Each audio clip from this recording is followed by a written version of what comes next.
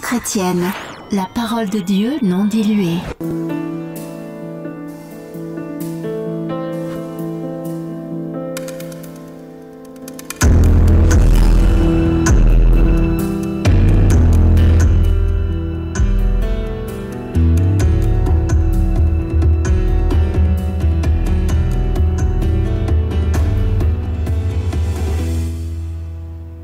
Bienvenue. Si c'est la première fois pour toi de te connecter parce que quelqu'un t'aurait parlé de nos séances d'études bibliques hebdomadaires, bienvenue. Toi qui as déjà l'habitude de te connecter tous les mardis, mercredis et jeudis à partir de 21h, heure de New York, bienvenue à tous ceux-là qui nous écoutent depuis les pays scandinaves. Je m'excuse pour tous ceux qui nous écoutent depuis la Suède, depuis l'Islande, depuis la Norvège.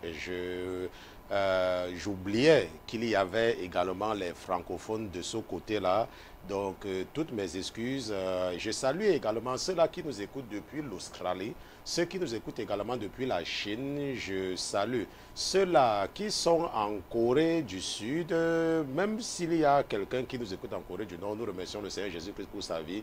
Je remercie le Seigneur Jésus-Christ surtout pour tous les mères de famille, pour tous les pères de famille qui ont pris la résolution d'éduquer spirituellement leurs enfants par ces séances d'études bibliques hebdomadaires. Je tiens également à remercier tous ces pasteurs qui font de ces séances d'études bibliques également un point important pour l'édification de leurs membres. Bienvenue ma soeur, bienvenue mon frère. Je remercie donc le Seigneur Jésus-Christ pour vos vies.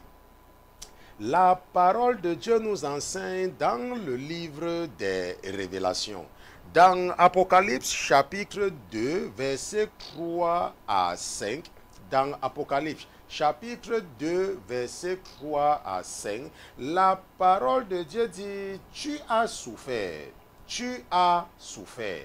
La parole de Dieu dit dans Apocalypse chapitre 2, verset 3, que tu as souffert, tu as eu de la patience et tu as travaillé pour mon nom et tu n'étais point découragé. La parole de Dieu dit que tu as supporté les persécutions dans ton église. Tu étais le premier à ouvrir l'église. La parole de Dieu dit que tu étais dévoué et déterminé dans l'équipe de prière. La parole de Dieu dit que tu es un intercesseur redoutable ou une intercesseuse redoutable. La parole de Dieu dit que tu es un vrai chrétien, un chrétien qui ne compromet pas la parole. Mais Jésus te dit qu'il a contre quelque chose contre toi, c'est que tu as abandonné ta première charité. Jésus dit que tu fais tout ce que tu fais là, mais tu l'as complètement oublié et tu te focalises seulement sur son travail. La parole de Dieu dit, souviens-toi donc d'où tu es déchu, répands-toi et fais tes premières œuvres. Sinon, je viendrai bientôt à toi et si tu ne te répands, j'ôterai ton chandelier de sa place. Je ne sais pas depuis quand tu as reçu le don de prophétie. Je ne sais pas. Depuis quand tu as reçu le don du parler en langue. Je ne sais pas depuis quand tu as reçu le don de l'enseignement de la parole. Je ne sais pas depuis quand tu as reçu le don de la prière. Mais ce soir, la parole de Dieu a mis dans le cœur de ton frère et serviteur que je suis d'attirer ton attention qu'il ne t'a pas appelé pour te focaliser sur ce travail, mais qu'il doit demeurer ton premier amour. La parole de Dieu me dit de te rappeler que Jésus doit être ton premier amour. Que le plus important, c'est la place que tu lui accordes dans ton cœur et non ce que tu fais pour intercéder pour les gens. Il n'est pas intéressé par le fait que tu balaies l'église. Il n'est pas intéressé par le fait que c'est toi qui laves la voiture du pasteur. Il n'est pas intéressé que c'est toi qui pars dans des villages pour évangéliser ou pour sauver les âmes. Ce qui l'intéresse, c'est que tu reviennes à ton premier amour, Il veut que tu l'aimes comme le premier jour, le jour où tu l'as accepté comme ton Seigneur et Sauveur personnel. Je remercie le Seigneur Jésus-Christ pour ta vie. Ce soir, nous allons commencer quelque chose de très important. Et j'ai déjà enseigné là-dessus, mais comme je suis également un serviteur qui n'écoute que les ordres de son patron, nous allons comprendre à partir de ce soir comment étudier et comprendre la Bible. Puisque beaucoup de chrétiens ont ce problème, ils ne savent pas lire la Bible. Ou alors, ils sont surpris de savoir qu'il y a les gens qui comprennent, mais eux, ils ne comprennent pas. C'est pour cela que votre Père a mis dans mon cœur de revenir sur ce sujet, comment étudier et comprendre la Bible pendant que nous allons nous élaborer dans le chapitre 9 du livre unique du prophète Daniel. Mais avant toute chose, avant de nous aventurer à utiliser la chair et le sang pour enseigner les princes et les princesses que vous êtes, nous allons d'abord nous assurer de la présence de notre patron dans ce studio. Mais comme notre patron n'est pas un patron ordinaire, comme il est Dieu, comme lui c'est Jésus-Christ de Nazareth, nous allons lui dérouler le tapis rouge et nous allons demander à tous les autres qui se trouvent dans les cieux, qui se trouvent sur la terre, sous la terre et sous la mer, de se taire, le temps pour nous d'accueillir dans ce studio Jésus-Christ de Nazareth. Gardez l'écoute. À tout à l'heure. Hosanna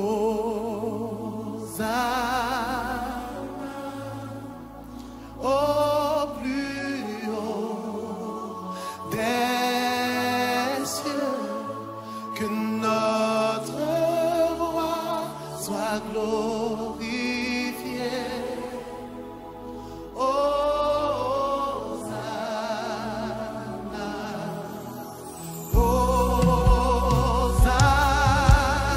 Chante avec moi. Au plus haut des cieux, que notre roi soit glorifié.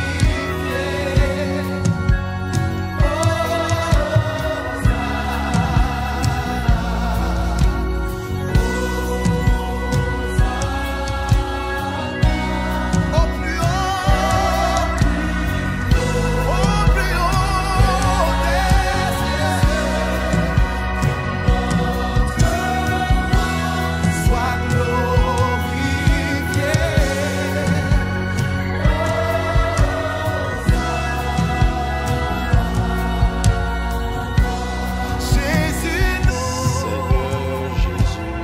Voici une fois de plus de retour en la présence du Créateur des cieux et de la terre. Nous voici une fois de plus en la présence du Dieu de la deuxième chance, du Dieu qui nous a appelés, mais non seulement il nous a appelés, il nous a également aidés à entendre sa voix, il nous a aidés à reconnaître sa voix, il nous a aidés à nous détourner des pièges qui étaient devant nous, ces pièges qui nous attiraient vers des choses éphémères et dont la certitude de la fin était la séparation de la lumière.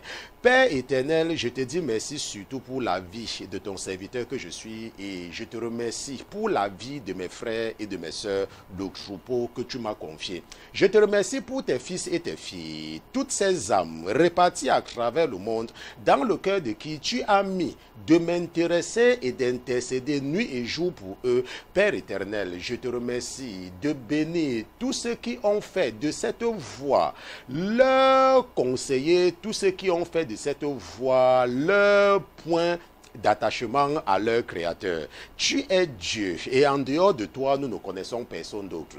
Donc chaque fois que nous venons vers toi, Papa, nous ne venons pas vers toi parce que nous avons le choix. Nous venons vers toi justement parce que nous n'avons pas le choix. Nous ne connaissons aucun autre Dieu. Peut-être les autres peuvent dire qu'il y a d'autres dieux, mais nous, il n'y a que toi que nous connaissons. Il n'y a que le Dieu d'Abraham que nous connaissons. Il n'y a que le Dieu d'Isaac que nous connaissons.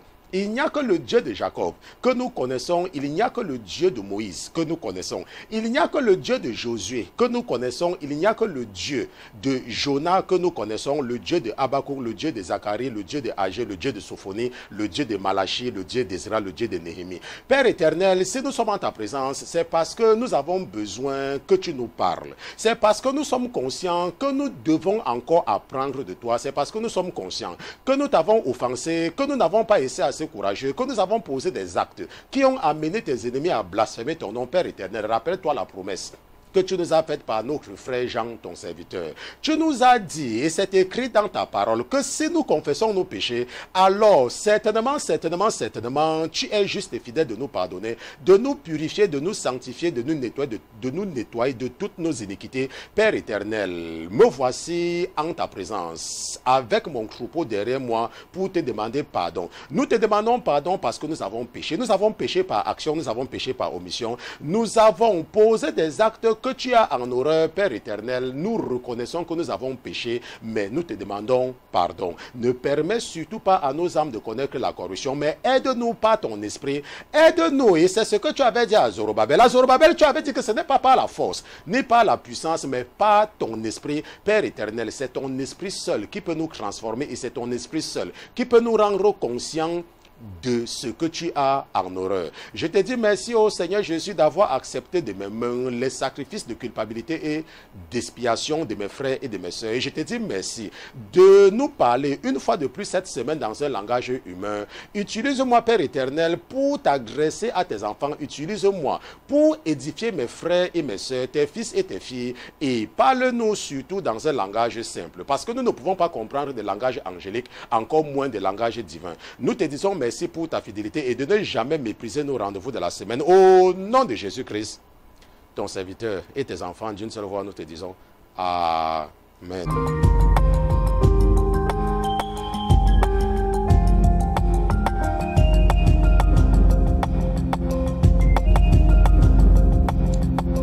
Nous remercions donc Dieu pour Jésus-Christ. Nous remercions Jésus-Christ pour sa présence parmi nous ce soir, n'est-ce pas? Nous le remercions surtout pour l'esprit qu'il a déposé dans votre frère.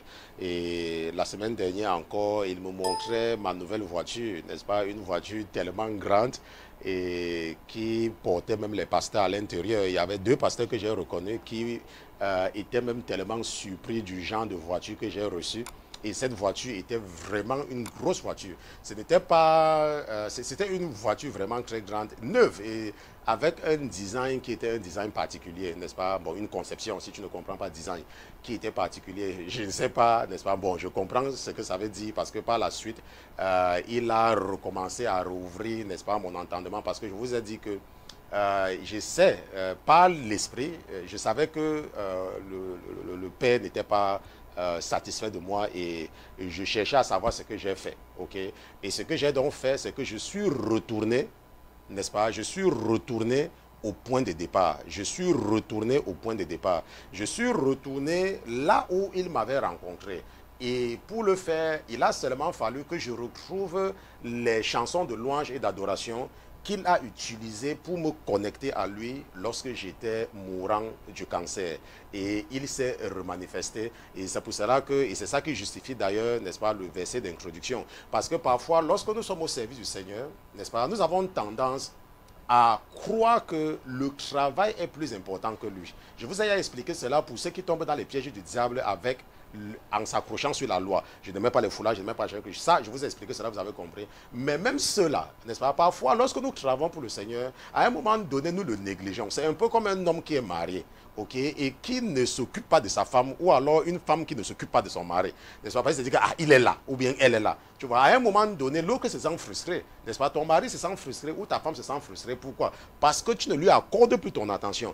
Donc, Jésus nous dit dans Romains chapitre 1, verset 20, qu'il nous parle par tout ce que nous voyons. Donc, nous également, lorsque nous passons seulement le temps à prier pour les gens, lorsque nous passons seulement le temps à enseigner les gens, lorsque nous passons seulement le temps à répéter les chansons de la chorale et à prêcher et tout, à un moment donné, nous l'oublions aussi. Et en ce moment, il se sent délaissé. Et quand il se sent délaissé, il nous fait savoir qu'il n'est pas content du tout. On se comprend. C'est pour ça qu'il dit que reviens à ton premier amour. Maintenant, ce qu'il faut comprendre, c'est que dans le combat spirituel, et ça, je vous ai enseigné ça déjà une fois, il y a ce qu'on appelle le concept de la porte. Ok. Maintenant, je vais demander à mon épouse de vous montrer quelque chose. Nous allons voir ceci. Vous allez voir mon ordinateur. Ok. Voici une maison. Ok. Voici une maison. La Bible nous dit que, n'est-ce pas, vous allez me voir juste en bas et puis la maison sera en principal, que nous sommes le temple, n'est-ce pas, du Saint-Esprit. Ça veut dire quoi un temple? Un temple, c'est une maison. Ok, c'est parce que ça ne voulait pas utiliser que la maison, parce qu'on sait que le temple, c'est le spirituel. La maison, c'est pour tout le monde. N'est-ce pas? La Bible dit que nous sommes le temple. Et maintenant, lorsque nous regardons cette maison, ok, regardons de très près cette maison. Parce que la Bible dit que nous sommes la maison, n'est-ce pas, du Saint-Esprit. Nous sommes le temple. Parce que c'est quelque chose de saint. Maintenant, si nous regardons cette maison a des fenêtres et des portes. Est-ce qu'on se comprend? Cette maison a des fenêtres et des portes. Si nous regardons de tous les côtés. Et maintenant, si nous regardons la porte principale de cette maison qui se trouve à ce niveau-ci là. Ok, la porte principale de la maison, c'est elle ici. On est d'accord? Maintenant, nous pouvons comprendre qu'il est impossible pour quelqu'un d'entrer ou de voir ce qu'il y a dans cette maison, n'est-ce pas, sans passer par la porte. Ok, sans passer par la porte.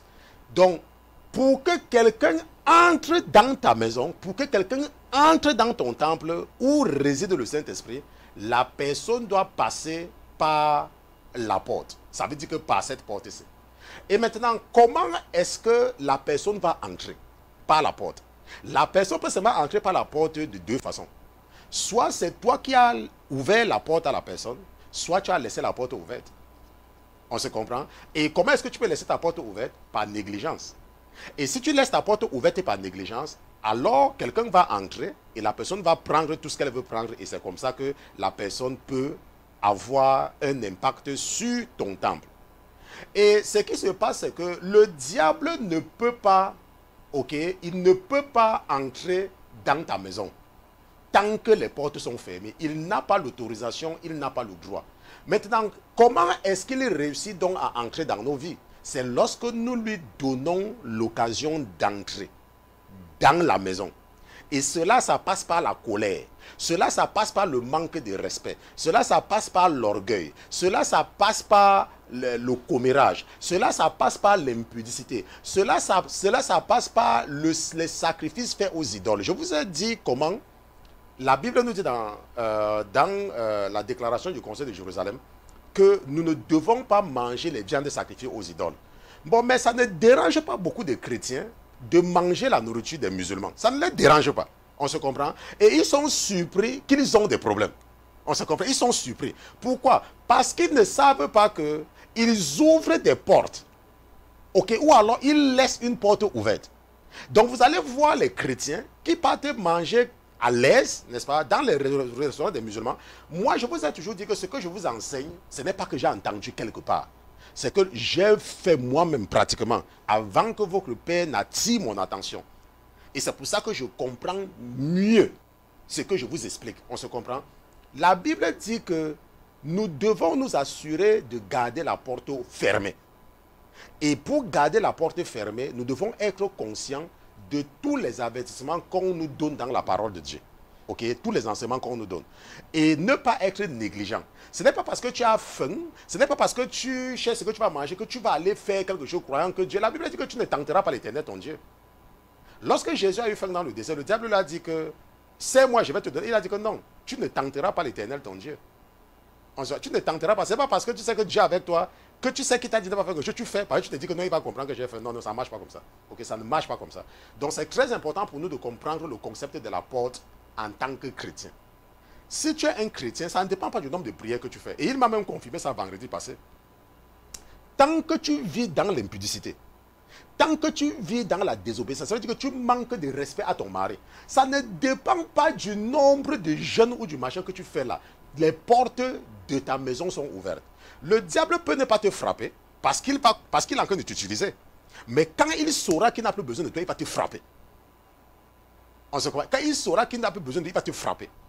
Si tu es un homme et que tu n'accordes aucune attention à ta femme, ce n'est pas parce que tu pries, tu fais machin que ainsi de suite. Laisse-moi te dire, tu as ouvert les portes à l'ennemi. Et tout ce qu'il faut, ce n'est qu'une question de temps. Il va te frapper. Pourquoi? Parce que tu n'accordes aucune importance à ta femme. Ok? Si toi tu es une femme parce que tu ne respectes pas ton mari, on se comprend, tu n'as aucun respect. Et tu te dis que tu pries. Tu peux même prier en parlant en langue. Le Saint-Esprit peut quitter et le démon entre pour remplacer la même langue. Puisque tu ne connais pas la langue qui parle à travers toi. On se comprend? Donc ça là, c'est très important de comprendre. N'est-ce pas? Ça, c'est la troisième partie de l'étude biblique. Nous allons donc partir dans la dernière partie. Ok, ça c'était les préludes. Je pense que nous allons peut-être trouver le moyen de mettre prélude, mais vous le savez déjà. Ok. Maintenant, nous partons dans Daniel chapitre 9, parce que nous sommes dans le livre du prophète Daniel. Et nous allons partir, Daniel, nous sommes dans la version d'Osterval, et nous partons dans le livre de Daniel chapitre 9. Nous allons lire à partir du verset 1. De toute façon, nous allons seulement lire les versets 1 et 2 pour ce soir. Ok? Donc, Daniel chapitre 9, verset 1. La Bible dit que la première année de Darius, fils d'Assuérus, de la race des Mèdes, qui avait été établi sur le royaume des Chaldéens. Bon, mon ordinateur était un peu lent. La première année de son règne, moi, Daniel, je compris par les livres que le nombre des années dont l'Éternel avait parlé au prophète Jérémie pour finir les désolations de Jérusalem était de 70 ans.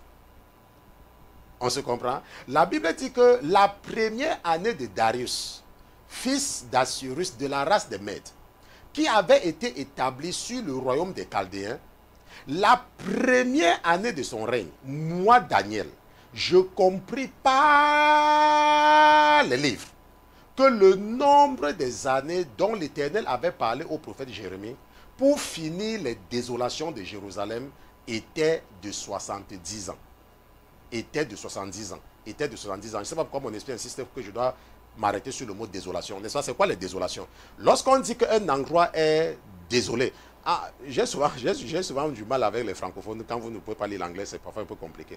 Donc, lorsqu'on dit qu'un endroit est désolé, n'est-ce pas? Ça veut dire que is desolate, n'est-ce pas? Ça veut dire qu'abandonné. On se commence, ça veut dire qu'abandonné. En français, tu peux croire que désolé ici, là, c'est comme, oh, je suis désolé. Non. C'est parce que la Bible, n'est-ce pas, dans la traduction originale, pas du grec, de l'araméque, de l'anglais, du français, on se comprend.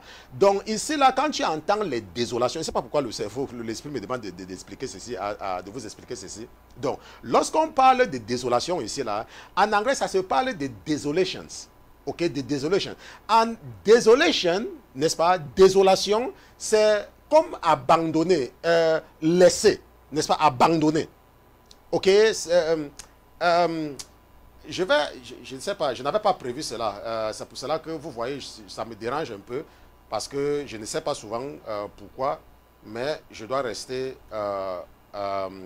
obéissant, n'est-ce pas, à ce que mon esprit est en train de me dire. Donc, je vais prendre ça, ça ne sera pas en français même, n'est-ce pas? Donc, désolation, c'est un état, n'est-ce pas, de vide. C'est un état de vide complet, n'est-ce pas? Un état de destruction. On se comprend? C'est un état d'isolement, ok? Un état d'abandon, ok? Un état d'abandon. Est-ce que tu comprends? Donc, lorsqu'on parle de désolation, ok, je vais revenir ici, ok? Donc, lorsqu'on parle... Parce que parfois, c'est que nous lisons, parfois nous ne comprenons pas parce que nous comprenons pas. Mais ça, lorsqu'on dit pour finir les désolations, donc pour finir l'abandon, pour finir ce que je vous disais tout à l'heure, ok, de Jérusalem, c'est comme ça qu'il faut regarder désolation. Donc, quand tu entends l'abomination qui cause la désolation, tu comprends maintenant quand on dit abomination qui cause la désolation. Abomination qui cause la désolation. C'est-à-dire que the abomination that make desolate. The abomination that make desolate. Donc l'abomination qui cause la désolation. L'abomination qui fait quoi? L'abomination qui fait ceci. Vous savez. Donc l'abomination qui va causer la destruction. Ou alors l'abomination qui va causer l'isolation. De quoi? De Jérusalem. Ok, bon, je ne sais pas pourquoi ça me prend mes minutes. Revenons maintenant sur... Parce que moi, ce sont mes minutes. Bon, là, je sais que les gens sont en train de rire. Parce que je ne veux pas rater mes minutes. Ok. Maintenant, qu'est-ce que nous venons de voir ici, là, dans le verset 2 du livre du prophète Daniel? Daniel dit que la première année de son règne, ça veut dire que le règne de Darius, nous avons vu, ok, nous avons vu le règne de Darius. Nous savons comment Darius a commencé. Nous savons, lorsque nous avons étudié l'empire Médo-Perse, tu te rappelles, si tu n'as pas vu ça, tu peux rentrer. J'ai fait un enseignement sur Mene Mene, Tekel ou Pharazim, n'est-ce pas? Ou Mene Mene Mene, Tekel Pérez, n'est-ce pas? Peser, peser, compter, diviser. J'ai fait un enseignement là-dessus. Là où je pense, si ça doit être dans cet enseignement, que nous nous sommes arrêtés sur l'empire Médo-Perse, après avoir étudié le néo-empire babylonien. Et pendant cette étude, nous avons vu les différents rois qui ont dirigé le nouvel empire babylonien, l'empire babylonien. Et nous allons repartir là-bas parce que c'est très important. Et aujourd'hui, vous aurez une démonstration de la raison pour laquelle je vous demande de toujours prier pour moi. Okay? Par exemple, aujourd'hui, j'avais suffisamment le temps pour faire certaines choses. Et vous allez vous rendre compte que l'étude biblique de ce soir sera, n'est-ce pas, totalement différente de beaucoup d'études bibliques que nous avons fait jusqu'à présent parce que j'avais le temps. Donc, lorsque je vous demande de prier pour moi, c'est parce que l'ennemi, pour vous empêcher d'avoir beaucoup de connaissances, tout ce qu'il a fait, c'est de m'occuper. Et quand il m'occupe, je ne peux pas vous donner ce dont vous avez vraiment besoin. Ok? Donc, voici les différents rois de l'empire néo-babylonien. Nous avons vu que Nabopolassar, le père de Nebuchadnezzar, n'est-ce pas, va régner. Mais nous ne nous intéressons pas, je sais que mon épouse est en train de vous montrer cela, nous ne nous intéressons pas au règne de Nabopolassar. Parce que Nabopolassar, ce n'est pas lui qui a envahi Jérusalem pour la première fois. Nous savons que la première fois que les Babyloniens ont envahi Jérusalem, c'était par Nebuchadnezzar. C'est vrai que c'est son père qui était toujours au pouvoir quand il a fait, parce qu'il va falloir qu'il rentre pour aller récupérer le trône avant de revenir encore, n'est-ce pas? Nous savons que Nabopolassar, ça ne nous intéresse pas trop. Celui qui nous intéresse le plus, c'est Nebuchadnezzar. Okay? Et Nebuchadnezzar a régné pendant presque 43 ans. Et après Nebuchadnezzar, il y a eu, n'est-ce pas, Évil-Mérodach, que nous pouvons voir dans 2 rois, dans le livre de Jérémie. Et après Évil-Mérodach, nous avons Nergal-Sharezer. Après lui, nous avons Labassi-Marduk. Après lui, nous avons Nabonidus. Et Nabonidus, c'était en fait le père de Belshazzar, n'est-ce pas? C'était le père de Belshazzar, mais c'est Belshazzar qui va régner, n'est-ce pas? Il sera, n'est-ce pas, le co-régent pendant les 10 dernières années du règne de son père. Donc son père sera pratiquement à l'écart, c'est lui qui va diriger. Et c'est ce Belshazzar-là, c'est ce Belshazzar qui va, n'est-ce pas, avoir l'audace ou avoir le toupet de boire dans les vases qui avaient été emportés de Jérusalem par son père Nebuchadnezzar. Nous savons que ce n'est pas son père, son arrière-arrière-grand-père. Ok, son arrière-grand-père. Bon, maintenant, et nous avons également compris pourquoi il avait fait. Ok, la Bible nous dit que lorsque nous étudions la Bible et lorsque nous ajoutons toutes ces années-ci, et j'ai fait ça dans l'enseignement que j'avais donné 43 ans plus 2 ans, plus 1 an, plus 17 ans et plus quelques années là, n'est-ce pas? Nous nous rendons compte que le Belshazzar avait cru que les 70 ans, donc les Juifs disaient qu'ils devaient rester là-bas 70 ans, que les 70 ans étaient passés. Et il s'est donc dit que le Dieu des Juifs n'est rien. On se comprend. Et il a donc commis cette erreur qu'il avait commise. N'est-ce pas? Ça, c'est important. Et nous savons, je ne sais pas là où j'avais mis, la vidéo, mais la vidéo doit être quelque part. Je devais vous montrer ça, mais comme je n'ai pas prévu ça, je n'ai pas envie de passer le temps à chercher cela, ça ne sera pas nécessaire. Bon, maintenant, ce que nous sommes en train de dire, c'est que Daniel nous dit dans Daniel chapitre 1, verset 2, que la première année du règne de Darius. Et nous savons que Darius, c'est celui qui va remplacer qui? Belshazzar. Ok, la même nuit qu'il va oser boire dans les vases de la maison du temple de Jérusalem, la même nuit, il sera assassiné. Et il sera remplacé par Darius. On se comprend? Donc c'est important, n'est-ce pas, de comprendre le contexte. Bon, maintenant, Daniel dit que lorsque cet incident avait eu lieu et que Darius avait pris les règnes, Daniel dit, on se comprend, Daniel dit, et c'est ça qu'il est très important de comprendre, Ok, juste pour vous conforter dans l'enseignement que j'avais fait. Lorsque je vous avais dit que la raison pour laquelle Belchazzar avait bu, c'est parce que ces magiciens avaient fait les mauvais calculs, ou alors n'avaient même pas fait les mauvais calculs du tout. Mais ils avaient cru que le Dieu des Juifs les avait abandonnés. C'est pour ça que Daniel dit que la première année, rappelle-toi que c'est Darius qui rapproche Belchazzar, ok, fils de Darius de la race de Mèdes, qui avait été établi sur le royaume des Chaldéens. Si tu es maintenant un de mes élèves, tu dois savoir ce que c'est que les Mèdes et les Perses.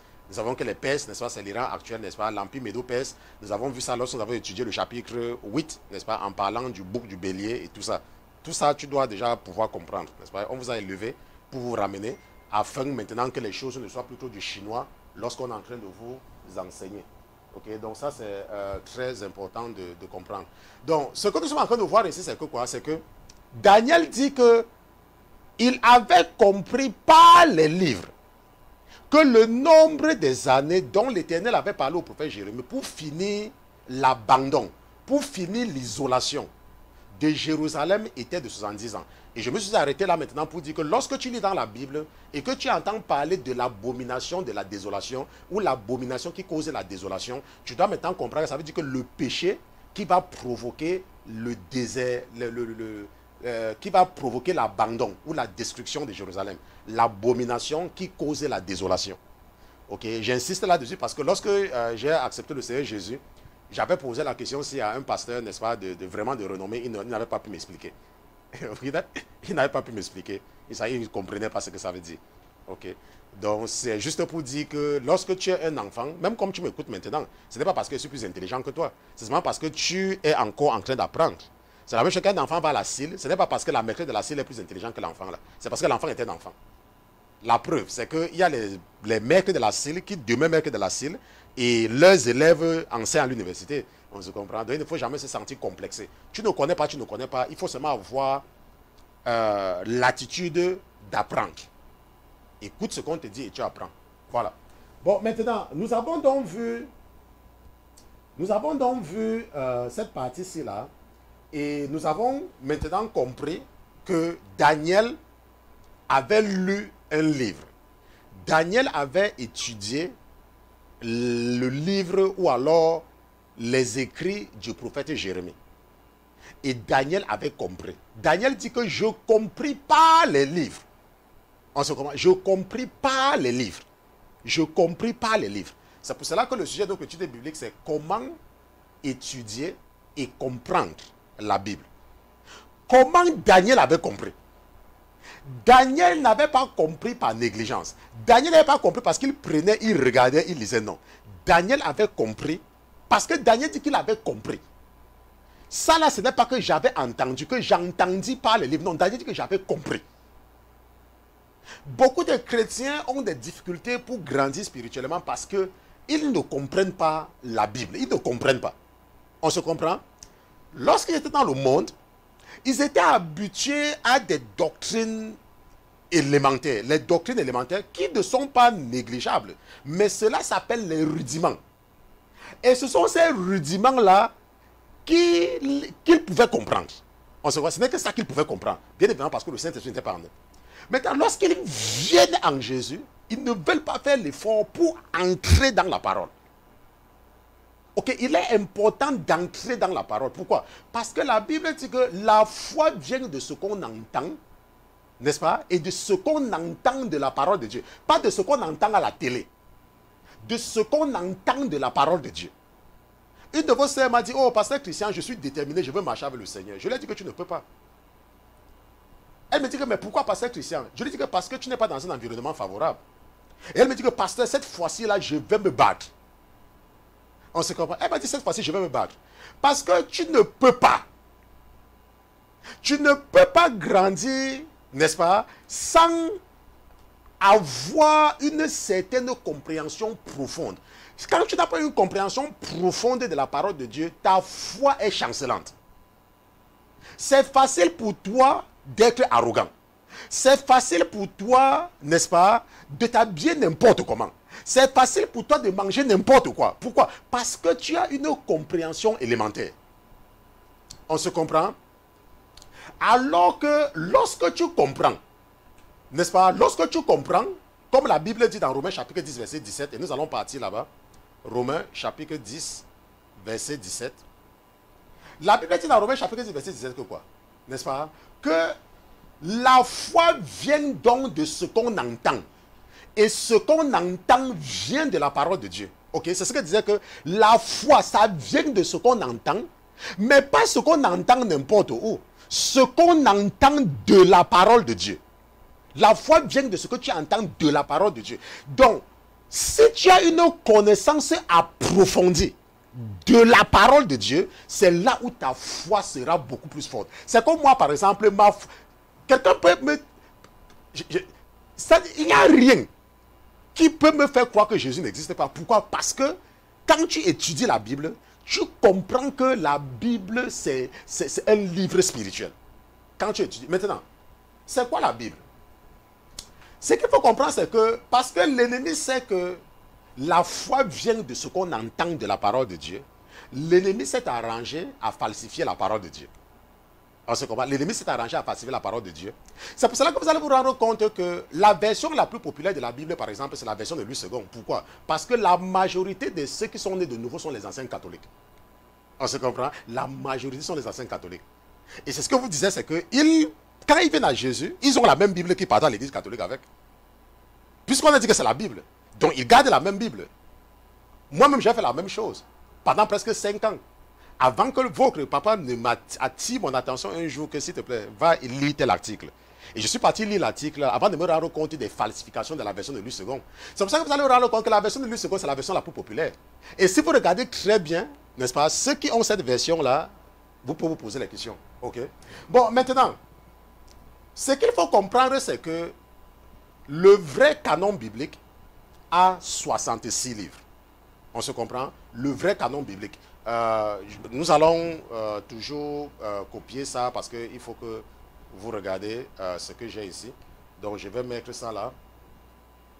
Et ça là, nous allons mettre ça ici. Et nous allons voir ça ensemble. Ok? Donc, je ne sais pas pourquoi il fait ça comme ça. Donc, le vrai canon biblique, et c'est ça qu'il faut comprendre, a 66 livres, repartis de cette façon-ci. Ok? 39 livres dans l'Ancien Testament et 27 livres dans le Nouveau Testament. Ok?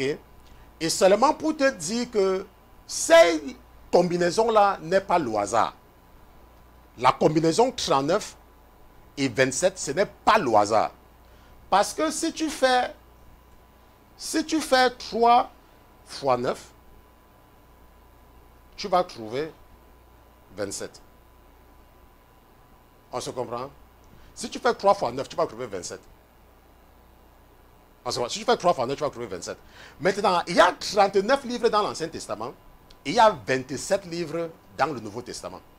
Maintenant, les 39 livres du Nouveau Testament, c'est parce que Dieu veut que nous les chrétiens, ça c'est sa volonté, il veut que nous les chrétiens, nous soyons différents des juifs, parce que nous ne sommes pas juifs. Et il ne veut pas, n'est-ce pas, que nous nous mélangeons, parce que nous sommes, n'est-ce pas, nous sommes un peuple particulier pour Dieu. Maintenant, ce qu'il faut comprendre, c'est que nous partageons l'Ancien Testament avec les Juifs. Mais les Juifs, leur Ancien Testament a 24 livres. Ce n'est pas que nous avons plus de livres qu'eux. C'est seulement parce que nous avons séparé certains livres qu'ils ont. Est-ce qu'on se comprend? Nous avons seulement séparé certains livres. Je vais... la Bible des Juifs, n'est-ce pas, s'appelle le Tanakh. Le Tanakh, nous allons revenir là-dessus parce que nous allons voir une vidéo par rapport au Tanakh, n'est-ce pas? Le Tanakh, ce n'est que l'acronyme de Torah, Nevim et Ketuvim. Nous allons voir une vidéo ensemble, juste le temps pour moi, n'est-ce pas, de vous montrer ce que c'est que le Tanakh, pour que vous... Donc, nous allons regarder ceci, ok, ça c'est le Tanakh, juste pour... Et nous allons voir une vidéo ensemble qui va essayer de vous aider à comprendre, n'est-ce pas, le Tanakh. Donc, le Tanakh, si je fais ceci, et puis je fais ceci, ok, et je mets ça en grand, vous allez donc voir, n'est-ce pas? Donc lorsqu'on regarde le Tanakh, n'est-ce pas? Ça c'est le Tanakh, n'est-ce pas? C'est comme ça que les Juifs appellent leur Bible, ok, la Bible judaïque, le Tanakh. Et le Tanakh, le T là, n'est-ce pas? C'est pour Torah. Parfois il y a H, parfois il n'y a pas H. Nous ne sommes pas les Juifs de toutes les façons, ce n'est pas très important, n'est-ce pas? Le N là, dans le Tanakh, si, le N, ça, si nous mettons ceci en rouge, juste pour faire la différence, ce N là, dans Tanakh, n'est-ce pas, c'est Nevi'im. Et puis le K, n'est-ce pas, parce que quand on met comme ça là en anglais, en fait, c'est nous ne sommes pas les Juifs, ok? Le Nakla, Akla que tu entends, c'est le K, c'est pour Ketuvim, n'est-ce pas, ou les hagiographes, mais c'est pour Ketuvim. Nous allons voir une vidéo, je vais demander à mon épouse de mettre la vidéo, et je sais que le frère Pierre également est prêt. Et nous allons, nous allons comprendre, n'est-ce pas, ce que c'est que le Tanakh, pendant que le frère Pierre, je ne sais pas s'ils sont prêts, ils peuvent partir ensemble, et on se retrouve tout à l'heure. La Bible hébraïque est formée de 3 grands livres, eux-mêmes composés d'un certain nombre de livres. Ces 3 grands livres s'appellent en hébreu Torah, Nevi'im et Ketuvim. Si on prend la première lettre de chacun, le Tav de Torah, le Nun de Nevi'im et le Kaf de Ketuvim, et que l'on vocalise avec la voyelle A, on obtient le mot Tanakh, qui est le nom de la Bible en hébreu. Le Tanakh contient des textes très anciens qui racontent l'histoire du monde à ses débuts, puis l'histoire du peuple juif depuis Abraham jusqu'à la construction du second temple de Jérusalem. C'est ce que l'on appelle l'histoire biblique. Elle raconte les origines et la naissance du judaïsme. La première partie du Tanakh, la Torah, contient aussi de nombreuses lois, comme les 10 commandements, le repos du Shabbat, les règles de la cacheroute. L'étude du Tanakh est absolument centrale dans le judaïsme, et en particulier sa première partie, la Torah, qui est considérée comme la plus sacrée.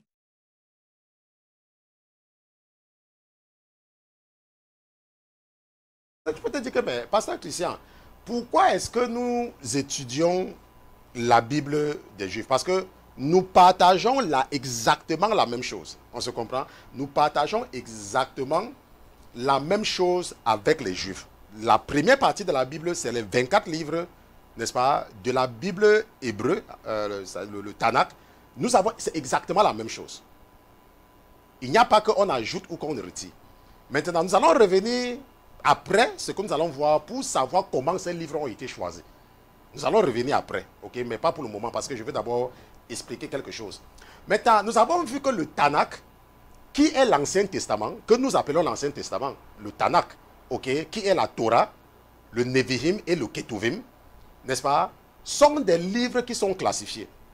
Et nous les chrétiens, nous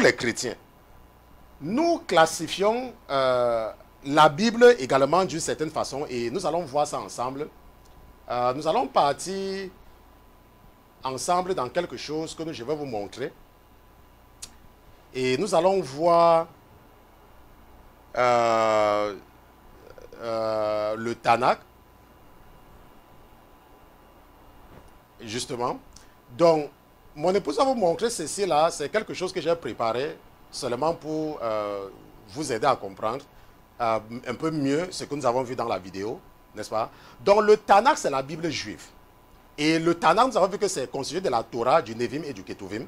Maintenant, la Torah est constituée de 5 livres. Ok, ça, ce sont les 5 livres qui constituent la Torah. Et c'est ce qu'on appelle nous. Ok, nous appelons ça le Pentateuque. On appelle également ça le Pentateuque, mais c'est la Torah. Et ces livres-là sont attribués à Moïse. On se comprend? Maintenant, à côté maintenant de la Torah, nous avons vu qu'il y a ce qu'on appelle le Nevi'im. Ok? Mais le Nevi'im est divisé en 2 catégories. Ça veut dire que quoi? Les premiers prophètes, qu'on appelle Nevi'im Reshonim, ça veut dire quoi? Josué, celui qui a remplacé Moïse, les juges, Samuel 1 et Samuel 2, et Roi 1 et Roi 2. Il faut constater ici là que le livre de Samuel et le livre de Roi n'est pas séparé. Rappelle-toi que nous avons 39, ils ont 24. C'est parce que nous disons 1 Samuel, 2 Samuel. Mais eux, ils ne disaient pas que 1 Samuel, 2 Samuel. Ils disent Samuel 1 et 2. Et comme nous on dit 1 roi, 2 rois, eux ne disent pas ça. N'est-ce pas? C'est roi 1 et 2. Et ça, c'est classé parmi les livres du Nevi'im. Mais ils font la différence entre les premiers prophètes et les derniers prophètes. Et pour eux, les derniers prophètes, il y en a 3. Isaïe ou Ésaïe, nous on appelle Ésaïe, Isaïe ou Ésaïe, Jérémie et Ézéchiel. Pour eux, ça c'est ce qu'ils appellent le Nevi'im Aharonim. C'est important de comprendre. Ok? Et ces derniers prophètes-ci là ferment selon eux, n'est-ce pas, la liste des prophètes. Selon la Torah, ça veut dire que selon les trucs des Juifs. Maintenant, après cela, ils ont ce qu'ils appellent les 12 prophètes. Maintenant, la différence entre ces prophètes-là et ceux-ci-là, c'est que ceux que nous avons vus comme les premiers et les derniers prophètes, c'est ce qu'ils appellent les prophètes majeurs. Et il y a ce qu'ils appellent les prophètes mineurs, dont les 12 prophètes. Pas mineurs qu'ils n'étaient pas, que Dieu les parlait un peu, mais en termes, n'est-ce pas, de leur révélation, en termes de la taille de leur livre. C'est pour cela que parmi les 12 prophètes, nous avons comme le prophète Osée, Joël, Amos, Obadiah, Jonah, Michée, Nahum, Habakkuk, Sophonie ou Séphania, Agé, Zacharie et Malachi, qui est le dernier. Ok, qui est le dernier. Maintenant, si tu regardes très bien ici, là, les 12 prophètes constituent un livre dans le Tanakh. Alors que nous, ce sont des livres différents. Nous avons le livre d'Osée, le livre de Joël, le livre d'Amos, Obadiah, Jonas, Michée, Nahum, Habakkuk. On se comprend. Nous avons ça en livres différents. C'est pour ça que vous voyez que pendant qu'ils ont 24, nous on a 39. Parce que nous séparons certains livres. Mais c'est la même chose. Et après maintenant cela, ils ont ce qu'ils appellent le Ketuvim ou les hagiographes. Et les hagiographes, c'est quoi? Ce sont les psaumes, les proverbes, le livre de Job, le cantique des cantiques, le livre de Ruth, les lamentations, l'Ecclésiaste, Esther, Daniel, Ezra et Néhémie et les chroniques. Et on voit ici là qu'il parle de chroniques 1 et 2. Alors que nous, on met ça dans 1 chronique, 2 chroniques. On se comprend? Et ça fait donc 24. Et c'est comme ça que le Tanakh est constitué. Donc si tu prends ta Bible que tu as dans l'Ancien Testament, et tu pars, tu demandes à un juif de te donner sa Bible, tu vas te rendre compte que la différence que vous avez, ce n'est que le Nouveau Testament. On se voit. Bon, maintenant, par contre, nous, comment est-ce que nous nous classons la Bible? Nous gardons les mêmes livres comme eux, ils ont gardé, mais nous ajoutons seulement le Nouveau Testament. Nous ajoutons seulement le Nouveau Testament. Je suis en train de regarder l'heure pour voir comment gérer le temps. Ok, bon, on va gérer le temps. Et c'est pour cela que nous parlons plutôt du Pentateuque, les livres historiques, les livres poétiques, les livres prophétiques. On se comprend? Parce que nous avons, n'est-ce pas, la classification comme le Pentateuque, les livres historiques, les livres poétiques et les livres prophétiques.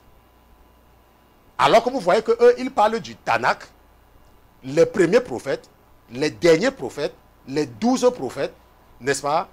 La catégorie que nous avons vue ici, là, c'était quoi? C'était le Ketuvim, n'est-ce pas? Ou les hagiographes. Là où nous mettons Daniel. Et vous voyez donc, si nous partons chez les Juifs, par exemple, pendant que nous parlons du prophète Daniel, eux, ils ne mettent pas Daniel dans le livre des prophètes, ils mettent Daniel dans les Ketuvim, n'est-ce pas? Qui sont les écrits. Mais les écrits importants. Ok, ce sont les écrits très importants. Bon, ça là, c'est très important, n'est-ce pas, de comprendre. N'est-ce pas? Ça, c'est très, très, très, très important de comprendre. Très important, très, très, très important de comprendre. Bon, maintenant, ce qu'il faut maintenant comprendre, c'est que le Nouveau Testament, n'est-ce pas, constitue la deuxième partie de notre Bible. Le Nouveau Testament. Je ne sais pas ce que j'ai prévu pour ici, là. Bon, ça, je n'ai pas mis ça là-bas. Mais le Nouveau Testament est constitué des 27 livres que nous n'allons pas voir ce soir, parce que ce soir, nous allons beaucoup plus rester focalisés au niveau de l'Ancien Testament, parce que nous voulons comprendre, n'est-ce pas, beaucoup plus, n'est-ce pas, l'Ancien Testament. Bon, maintenant, il y a maintenant ce qu'on appelle les livres apocryphes.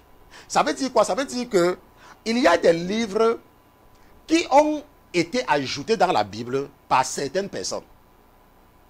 Ok?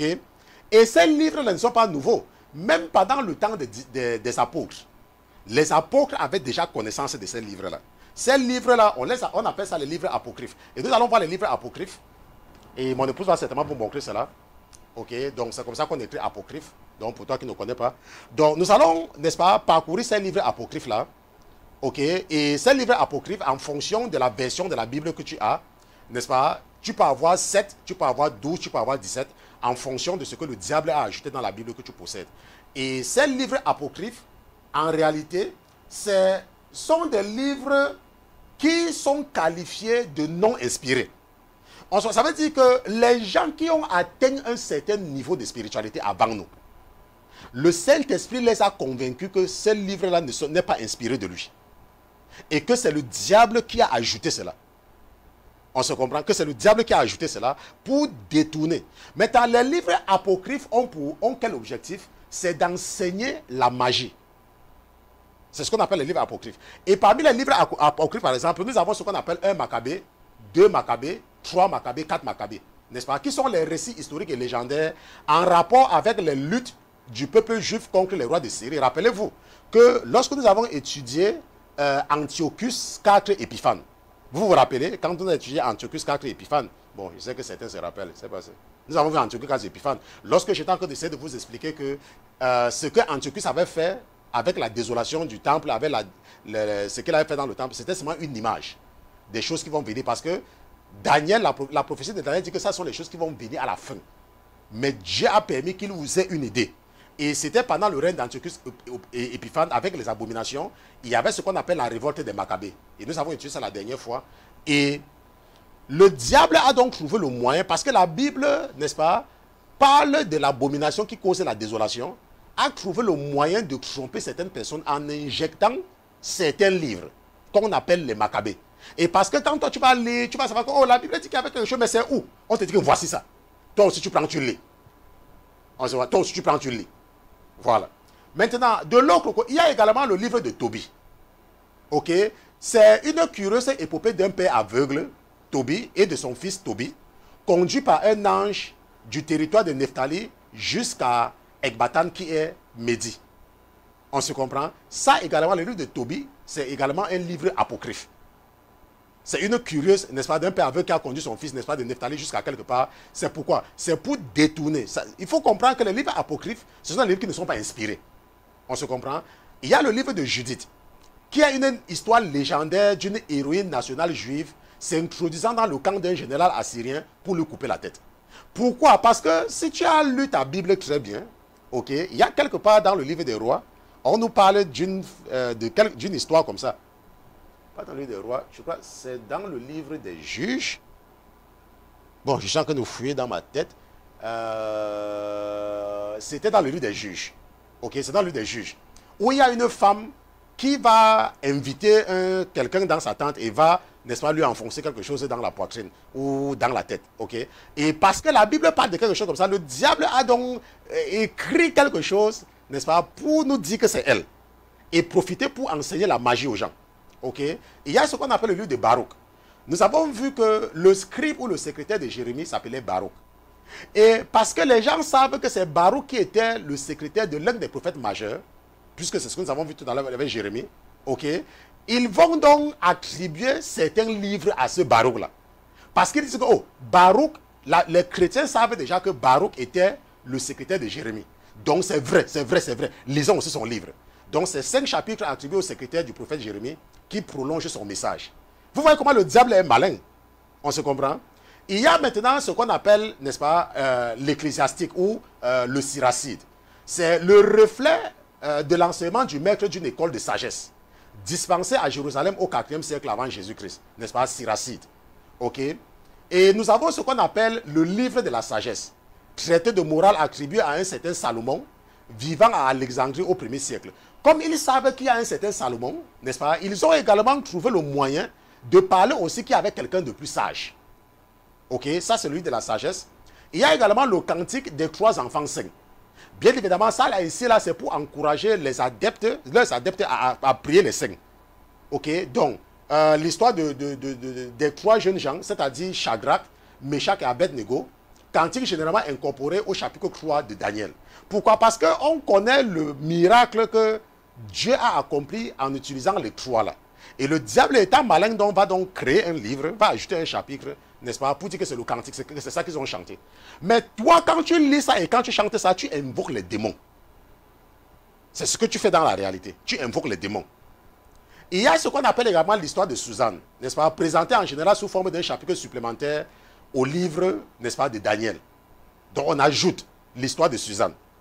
Il y a ce qu'on appelle l'histoire de Belle et le dragon, donc figure généralement dans un chapitre supplémentaire au livre de Daniel. Ça veut dire que le vrai canon biblique, Daniel, je crois, Daniel doit avoir 12 chapitres. Mais ils se sont arrangés à faire les ajouts au chapitre 3, au chapitre 13, au chapitre 14. Et le chapitre 14, ils ajoutent quelque chose parce que comme le livre de Daniel nous parle déjà des lions et tout, donc c'est facile pour quelqu'un d'avaler le mensonge du diable en ce moment-là. On se comprend? Il y a également la prière de Manassé. Pourquoi?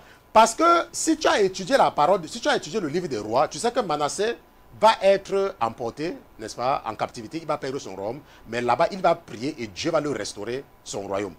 Et comme on parle de la prière de Manassé, et on dit que Manassé avait prié, cela n'est-il pas écrit dans tel livre? Le diable s'est donc arrangé à écrire donc cette prière-là. Mais toi, lorsque tu fais la prière de Manassé, ce que tu dois comprendre, c'est que tu es en train d'invoquer les démons. On se comprend? Il y a ce qu'ils appellent la lettre de Jérémie. Rappelle-toi que lorsque, la Bible dit que lorsque certains avaient été déportés en captivité, Jérémie avait envoyé une lettre.